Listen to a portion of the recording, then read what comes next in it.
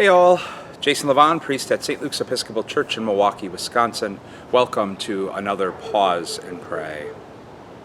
I have a tendency to get caught up and consumed by the frenetic pace of life. And it's because I always want to be on to the next thing. I have a to-do list that's always running, and I love to just move through it and check things off and feel like I've gotten a lot accomplished. And there's a gift in that, and always wanting to move on to the next thing. It's what keeps me creative and energized in life. But if I'm honest, there's also a shadow side to that tendency. Because sometimes in my wanting to move on to the next thing, I fail to give certain things the amount of energy and attention that they deserve and need. So I get caught up in the frenetic pace and lose sight from time to time. I'm grateful for my partner Christy, who pulls me back into slowing down on occasion, because I'd rather just keep going and going and going. Because she did that last week when she requested a camping trip, which we took in the beautiful Devil's Lake State Park in the middle of Wisconsin, one of our happy places. And it was a gift to just kind of find myself pulled back and slowing down in between the comings and goings of life that I so often get caught up in, back in the regular rhythm of my daily life.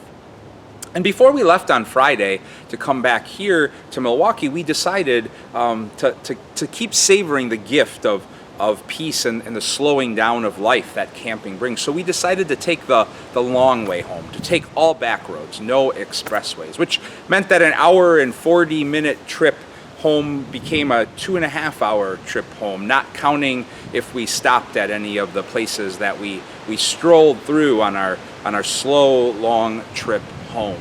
But it was delightful to take the back roads for me.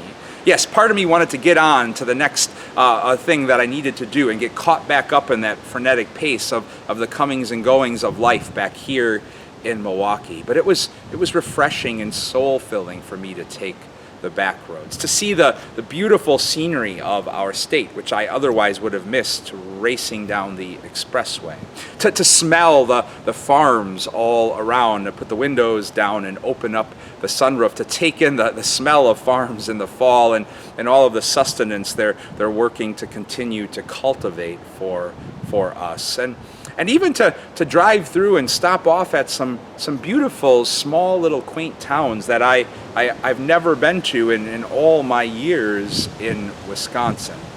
It was time I needed to pause in between the frenetic pace of going back and forth between the comings and goings of regular work back here. And I'm grateful for that experience, for the gift of taking the back roads. In today's daily office, we pray through chapter 1 of Paul's letter to the Philippians, where Paul finds himself pausing in between all that he was bouncing back and forth from, his comings and goings. Now he had to do that in a much more painful way than I had to, because he was imprisoned at this time, and that's what pulled him into a slowdown. But Paul really found himself lingering there in this great in-between for him, in between his ultimate going home to God and maybe coming back to some of these communities that he loved and cared for. And he wasn't sure where the road was going to lead. He wasn't even sure which one he preferred. But what he really was able to do is find the grace to pause in that great in-between that ultimate coming and going back to God, and really savor the ways in which he experienced God taking root in the lives of so many and in so many communities that he otherwise would continually find himself traveling in between. And then that is a holy invitation for us to pause and pray about today, especially if you're like me, so easily getting caught up in the frenetic pace of life and wanting to move on to the next thing. To really slow down and maybe dare to take the back roads home. And maybe in doing that, we come to find some refreshment and renewal in our lives, like I did last Friday. Or maybe we find it in the grace of slowing down and really savoring the magnificent weather of Wisconsin in the month of September, as we watch summer leave and fall start to arrive.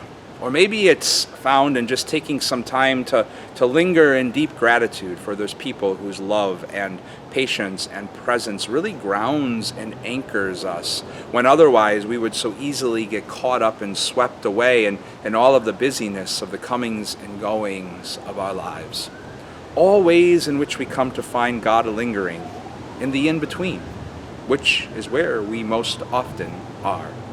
God's peace and blessings to you all.